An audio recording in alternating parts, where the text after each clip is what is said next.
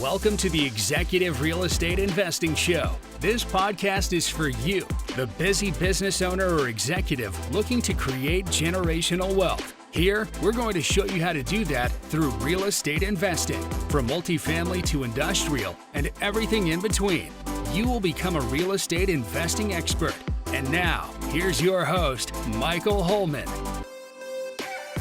Welcome everyone to another episode of the Executive Real Estate Investing Show. I'm your host, Michael Holman. Excited to have you here with us today. We have an excellent guest. His name is Collin Dean. We are going to introduce him in just a little bit. Hope everything has been going well. Hope businesses are flourishing. Hope real estate investments are doing well, and that life is going very, very good for all of you. As usual, we want to start with our executive tip for today. So today's executive tip is learning how to let go. Okay. And most of you are thinking, what in the world does that mean? Well, I'm talking about learning to delegate, learning to let go and provide responsibilities to other people in your business and in your life. It's all about leveraging those around you and being able to do more than any one person could do. So together as a team, you can get way more done. And being able to not have control over everything is a very, very difficult thing, especially for those of us who do run our own business or we are managers over a lot of people. It's us on the line in those situations, right? And so it's hard to not have control, but the hiring good people, surrounding yourself with good people, and learning to give those people responsibilities will infinitely increase your abilities to do more and to do it even better than you could yourself. That's true in business, and that's true in real estate investing. So thank you. That's today's executive tip, but we are going to go ahead and get right into things today. As I said, we have Collin Dean with us. He is a territory manager at Terumo Medical, which is a medical device company, and he has all sorts of good experience. He has good experience in business. He has great experience in real estate investing. I know personally, he has seen an entire gamut of real estate investing, and he's invested in quite a few different types of properties. So we're definitely going to get into that today. Collin, welcome to the show. Thanks, Mike. It's great to be here. Yeah, Excited. Appreciate it. So let's go ahead and just start off. Tell us about yourself. Who are you, Collin? Okay, I am I grew up in Salt Lake area. I'm now in Spokane, but like Mike said, I'm a territory manager. I'm been a sales rep. I've been in medical device for about 18 years or so. I had done pre-med going through college, graduated, actually started medical school, and then decided that wasn't the route we wanted to take. Withdrew from school. And that got me kind of into entry-level medical device sales. So I've done sales rep, I've done management in there, and now I'm back in just an individual sales rep role. Married wow. with 5 kids. So anyway, yeah, that's fantastic. Now I have to ask. So you actually had started the pre-med route. You were in school to go be a doctor. Is that correct? Yeah, that's correct. I had done all the pre-med stuff, taken the MCAT, got accepted to medical school, started medical school. And it's kind of an odd story. I'll give you the condensed version, but yeah, just from the time I started, something just felt off. It didn't feel right. So I didn't say I'm currently married, was still married at the time. I didn't say anything to my wife. I didn't want to freak her out. I'm like, yes, I mean, medical school is hard, right? You're finally there. There's finally kind of light at the end of the tunnel. Because up to that point, you're just doing all this stuff and you don't know if you're going to get accepted or all. So there's finally light at the end of the tunnel. I'm like, yeah, it's tough. It's something new. I just kept plugging away, but 2, 3, 4 months passed. And that feeling just grew, if anything. So I eventually told my wife, I said, we'll keep going. I'll keep chugging through school, but let's pray about it, think about it. And in the end, we just decided that there was there'd be a better option for us. So that was a tough decision to walk away from once you're finally there and you're in the middle of it, to walk away. That was not an easy choice. So holy cow, I can't even imagine. That must have taken. I can't imagine I'm married myself. I can't imagine the conversation that you had with your wife initially to tell her that you were decided to drop out of medical school essentially and go do something else. I'm sure that had to be nerve-wracking. It was. From the time we had known each other, I had played sports and a little bit of football in college and stuff. And so I always just had in my mind, medical school was just kind of the plan. It was good to kind of have a goal in there. And so from the time I knew her, that was always the plan. And so when I told her, hey, this is what I'm thinking, it kind of shocked her a little bit, like, oh, my husband's not going to be a doctor. What's So my wife, it shocked her a bit. It was rough on my mom as well. When my dad rolled with it pretty well, but then my mom probably took it the hardest. Kata, my wife, was kind of in between those two, but it all worked out. So it's been good. Well, that is quite the story. I love hearing that. So tell us, where did that lead up? You're now a territory manager. I believe things are probably going pretty well. How'd you get from, that point of dropping out of medical school? Kind of run us through the path and the timeline to where you're at today. Yeah. So the biggest challenge was getting withdraw from medical school and then trying to find a job. I had done shadowing of doctors like you have to do. There wasn't as many of the HIPAA rules back then, so I could be with a lot more doctors and all the pre-med. So I had seen different device reps or pharmaceutical, different drug reps in there. I was like, oh, that seems like that would be a good option. So I reached out to some recruiters, some headhunters, and they all said, hey, you seem like a great guy, but basically come back to me when you've got 2 years plus of successful business to business sales experience with a Fortune 500 company. And so I was like, oh, okay. So then I looked at, okay, maybe I do copy, or maybe I'll do some sort of sales to get in there. But I just ended up networking. It was a friend of a friend of a friend, I just, for about a month and a half, and I ended up finding somebody that was in medical device stuff that was in Las Vegas, reached out to them, and there was an opening with their company. So that's what led me to an entry-level sales job in Las Vegas. Kind of interesting story. My first interview with that company, I was in Missouri at the time, and the interview was in Orange County, California. So I drove from Missouri to California. That's a lot of time to get prepared for an interview. But we probably overthought that interview a little bit. Yeah, for sure. But we had 2 cars at the time, and we were going to move back west anyway. We're like, well, if we're gonna look for a job, we might as well do it closer to family. So I was like, I got to get we only take one in the U-Haul with us. So anyway, it was interesting, but I got that job and then did well there. And then you just kind of move up the food chain as far as more specialized as far as medical device stuff. So I started out really general, selling like surgical packs, capes, drapes to surgery centers and hospitals. And then I went into like grafts, skin graft type stuff, burn victims for another job. And then I got into electrophysiology, where you're doing mapping and ablating of stuff. Anyway, so just awesome. Generally got more specialized, and that's what essentially brought us to where we're at now. That's kind of the career in a nutshell. So yeah, that is awesome. That's fantastic. One of the really important things that I want to kind of rewind on, right, is that first job out of college, right? You said you were just networking, and it was like a friend of a friend of a friend of a friend is how you found that job. And that's just one of the things that I want to reiterate to everybody out there listening or watching to the show right now. It's true in business, and it's true in real estate, especially.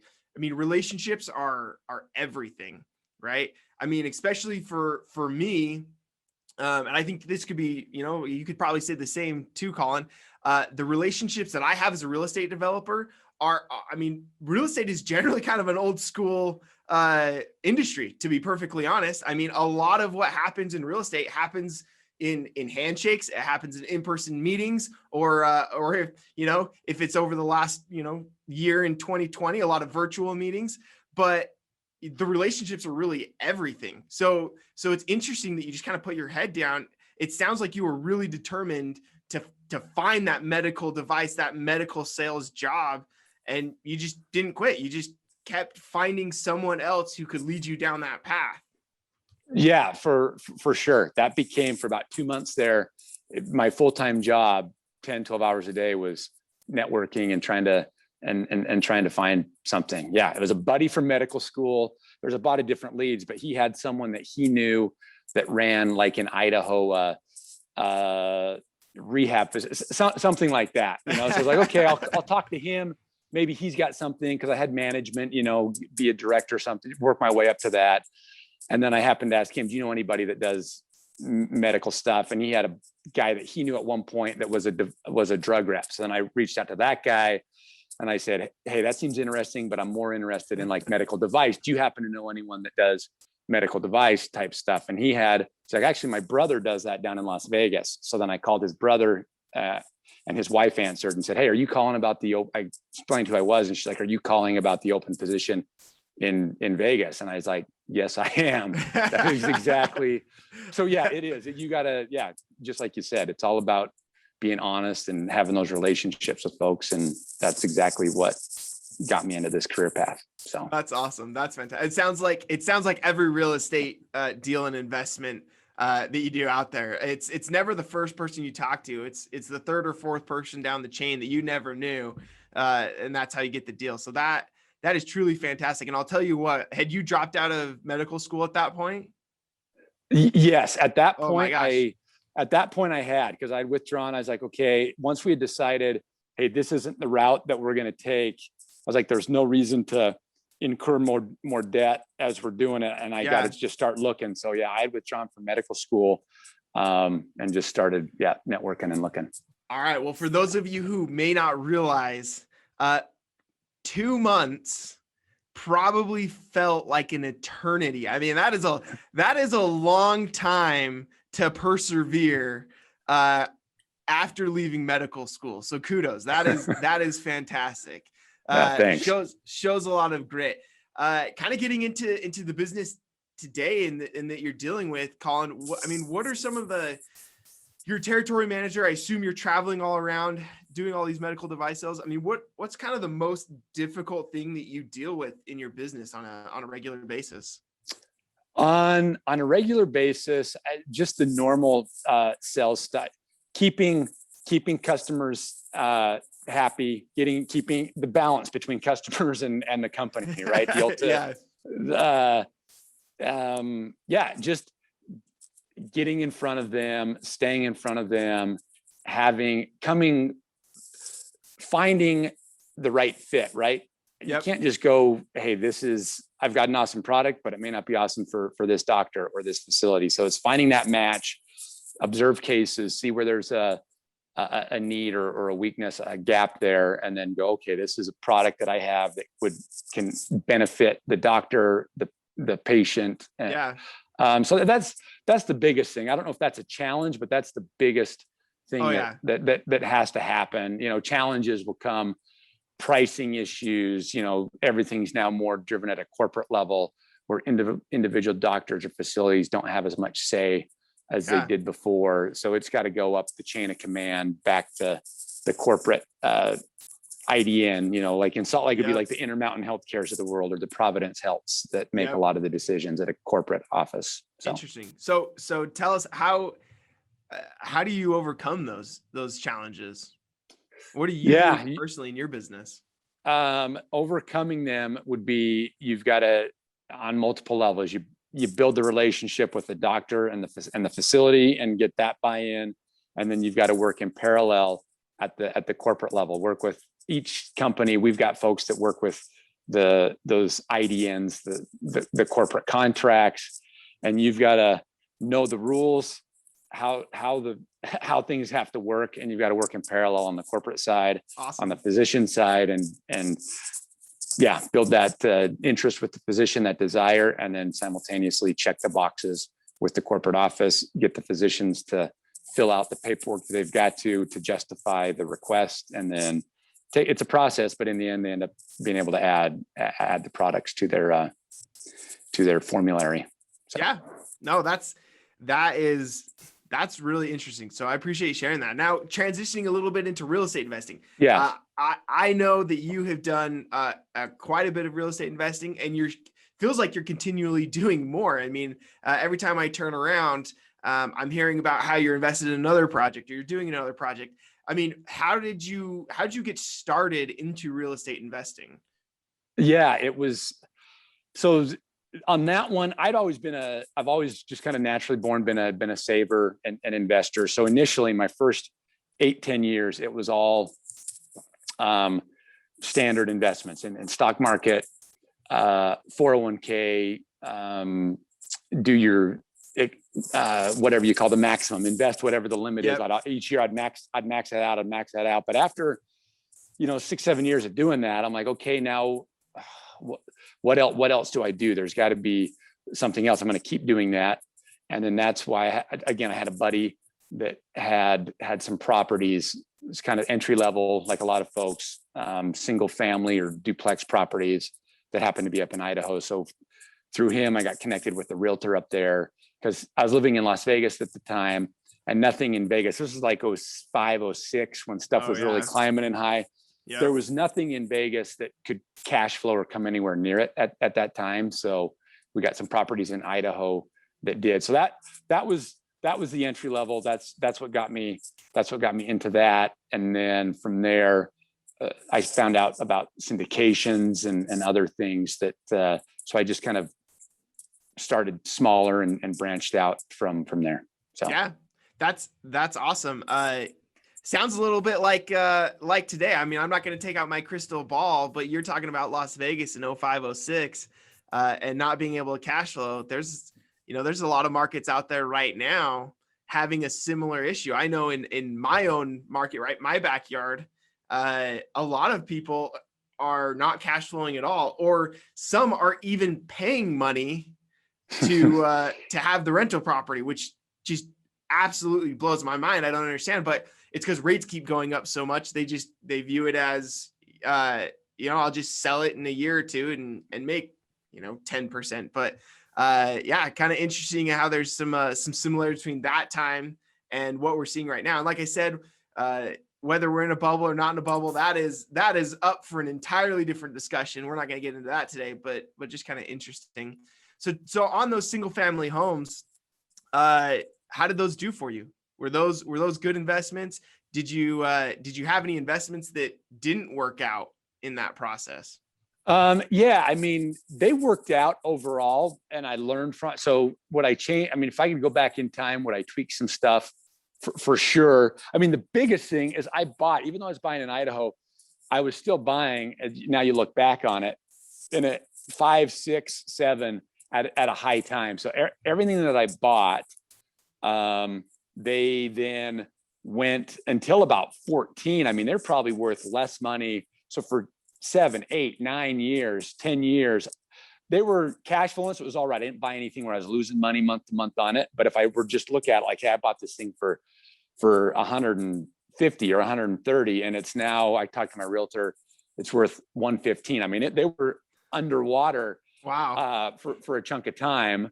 And it's just been in the last, say, 4 years where they balanced back out. And then in the last 3 or 4 years, now they've done well. But I learned, I bought a house literally like a week after we closed on it. The insurance agent sent me a letter that said it needs a new roof or it's no longer insurable.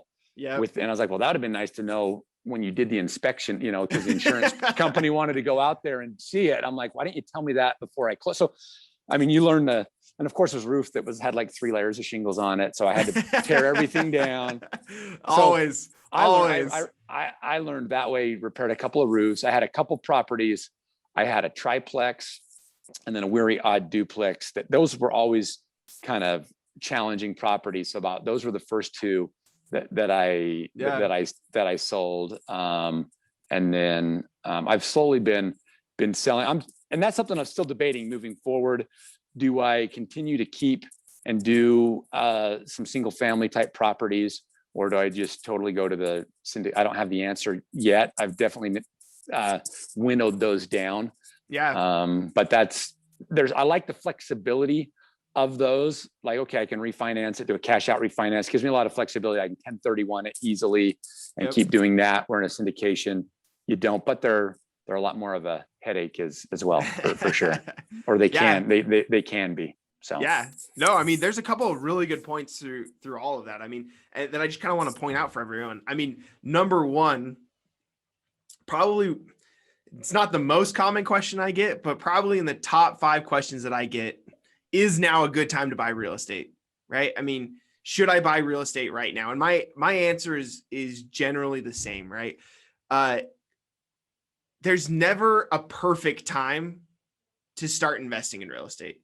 I mean, you just don't know what's going to happen. As long as you're being prudent and you're being smart and doing your due diligence, there's never an optimal, a perfect time, or at least there's not a perfect time that you're ever going to realize is the perfect time in that moment. I mean, you were buying properties at what most people would consider is the absolute worst time possible to start real estate investing, right? I mean, so interesting how even though you had bought properties, it really, what I would probably say is about the worst time you possibly could. You did your due diligence. You made sure that those properties were in a cash flow, and you were able to ride out any storms, right? And so that's kind of the first point that I want to make is there's never a perfect time to start investing in real estate, right? I mean, you can always try and project or guess what's going to happen in the future, but at the end of the day, no one really knows. And so being able to be smart and get invested, I mean, do you think you'd be where you are at today if you had held off 2, 3, 4 years? I mean, would you think you would have invested, right after the crash had happened? No. I'm of that same feeling.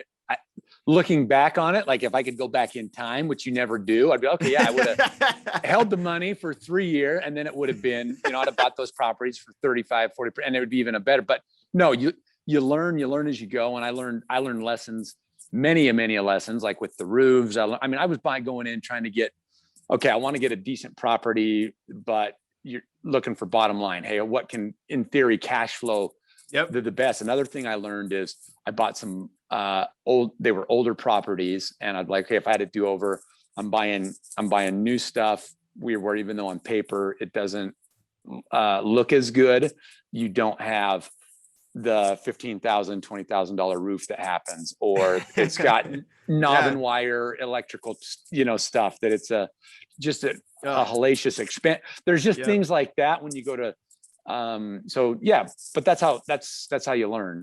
It's kind of, I wouldn't change anything knowing what I knew then. It was better just to get in there and learn. So. Yeah.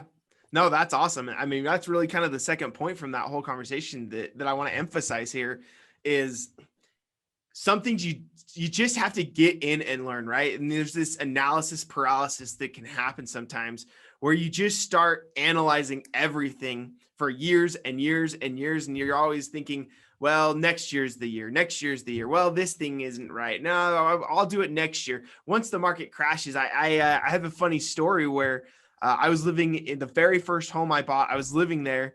And this was, I don't know, 5, 6, 7 years ago.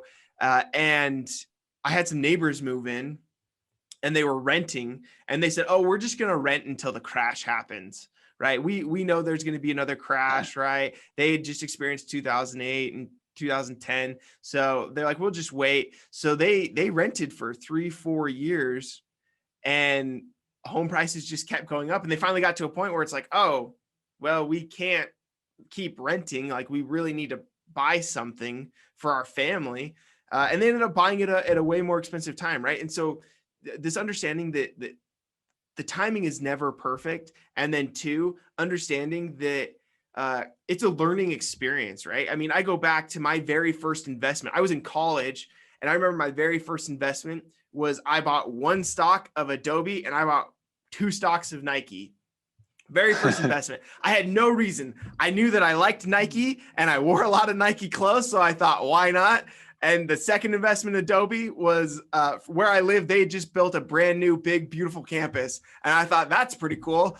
They must be doing well. So I'll buy some of them, right? But it was a learning experience, right? From that point, I was able to understand how an investment worked. I started understanding capital gains, right? Even if it was these small amounts, right? I mean, $10 of capital gains on 1 stock kind of thing. But when you're in college, I mean, those were invaluable lessons that you can project. And it's the same thing with real estate investing.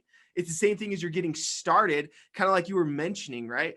Buying these single family homes, right? I mean, would you change things? All of us. I don't think there's any person on planet Earth that says I did it 100% right from day one, right? Like that just doesn't exist. You have to start somewhere and then be willing to learn and grow and pivot. So those are excellent examples, Colin. I really appreciate that. Yeah, you bet, for sure. So the next thing you kind of mentioned, you said you've kind of been potentially looking, you've been doing mostly, right, single family homes. You mentioned duplex, triplex. You're starting to get into syndication and you're kind of narrowing it down and evaluating. Tell us that thought process, right? I mean, you sound like you might be starting to potentially switch how you're investing in real estate, or you're at least exploring that. Why is that? Yeah, the reason is when I started investing, I didn't know about syndications. I think there's many more of them now than there were back then. You'd know better than I do. Certain laws had changed where they allow folks to syndicate, and you've got the accredited investor status, and you're able to do those within those regulations. And the thought process is just more of a scalability thing. Because initially I thought, okay, I get 10 rental properties, maybe 20 rental properties, I get them paid off.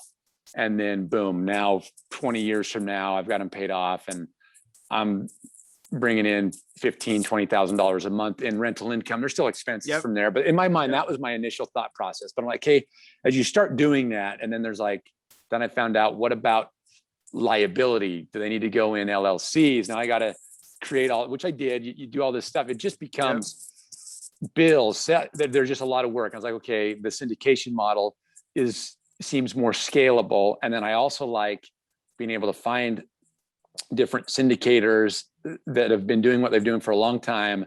They do the legwork, and then I've got to get where I can trust them, but then they're the experts in it, and I can just kind of find some syndicators that I like, and I'm not the one having to try to find all these single family deals and do all this stuff. I can just kind of place my money with them and then let it ride and see who I like better, see who reports. There's over time, you just learn how did the investment do, whether good or bad. You can learn a lot from a syndicate. I get it. Things go bad. I've seen it in my own investment. Stuff doesn't go the way it is, but do they over communicate? Are they good at communicating? Do they let you know before it hits the fan and it's just late and they got 100 mad investors at them? Those types of things you just learn as you go. And I'm okay, I'm going to continue to invest with these guys. So that was it. I just like it's more streamlined. Those would be the pros of it. Someone else is the expert. And I think there's more scalability in it for sure. Yeah, no, interesting.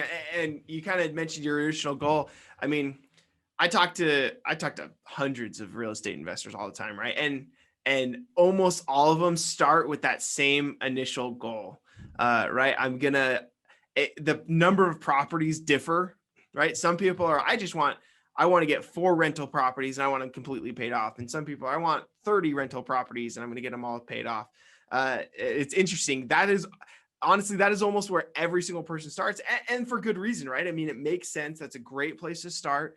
And it's an honorable goal, right? And the funny thing is you kind of get into real estate, you start understanding real estate more. Your goals and what you're trying to accomplish have a tendency to change over time, right? And that's okay. And there's nothing wrong with owning 20, 30 rental properties free and clear, right? I mean, there's a lot of security in that. If you've listened to previous episodes, you've heard me talk about debt and the value of debt. I'm not anti, owning outright properties. They don't make as much money, but they provide a lot of security, right? And if that's the goal, that's an opportunity, right? I mean, you do the math, they just don't make as much money, but it's interesting how, right? That's a starting place, and being able to start there and then pivot as you go throughout the career and throughout your investing experience. Awesome. All right. We're going to go ahead and wrap things up here, Colin. We're going to do the executive advice section. Are you ready for this? Ready or not? Yeah. All right. What is the best business advice you were ever given? I think the best business advice, it would just be, and it's pretty common sense stuff, like, hey, be honest with people, be where you're supposed to be when you're supposed to be there. There's so many folks that I've seen that just don't do that, that doing the things that seem obvious and consistently doing them over time, over years and decades, it separates you. If folks can trust you, they respect you. That's what I want. I want people to trust me and to respect me. And if I do what I'm going to do when I say I'm going to do it, I've just found that works very well. And I think someone's going to be successful if they do those things, aside from getting better, honing your craft, increasing your knowledge, all those same basic stuff. But if you take that and roll it into those things, I think people are going to be successful. It's worked for me, and it's worked with folks that I know. Awesome. No, completely agreed. That's awesome. All right. Question number 2, what real estate investing advice would you give other business owners and executives? Advice would be do as much due diligence as you can on things, just like we talked about, without having analysis by paralysis. You got to do as much due diligence as you can. Don't be paralyzed by it, and move forward and realize you're gonna learn as you go. And one other thing that I've learned along the way is, and this is investment advice, but I had always thought 401k, I'm going to invest, I'm going to have the 4% rule, whatever, I'm going to have $5 million and live. But the thing I never thought of, and it came to fruition when you're going to lose a job or things get moved, your cheese gets moved on you. And you're like, okay, I've got all this money in my 401k, which is great, but I'm 35 years old or whatever I was at the time, and I can't access that money. I can't do anything with it. Even if I have $2 million at that point, there's nothing I can do with it right now. So at that point I'm still going to do my 6% company match, do all that, but I'm going to start getting cash now and taking that money that I was investing there and have money that I have access to immediately. If I lose my job in 2 years, I've got side investments that are starting to make this passive income and other little streams of income, and not just one lump sum that I'm waiting on that I can't really access until I'm 65 or 67 and a half or whatever it is. That was definitely enlightening to me when that happened 8-10 years ago, whatever it was, 7 years ago. So awesome. Great advice. So anyone who is listening to this, highly recommend you listen again. I would go back. I would honestly, right now, if you're listening, you're watching, hit the back button, start over at the executive advice and listen to everything Colin just said, because it is very true. I mean, whether you're 20, 30, 40, I mean, unless you're 65 or 64 and a half or whatever the time limits are, right? You might have 10, 20, 30 years between when you can access that money. And that's a really important thing. I mean, talk about a lack of security, right? I mean, or if you do take it out, you're getting these huge penalties on it, which basically negates any of the benefits that you got in the first place. So great advice, Colin. Thank you for joining us today. That was absolutely fantastic. Great advice. And we appreciate you having you on the show. Thanks, Colin. Thanks, Mike. It was great being here. Thank you for listening to the Executive Real Estate Investing Show. Ready to learn more? Go to executivereishow.com for more episodes and resources to help you create generational wealth through real estate investing. That's executivereishow.com.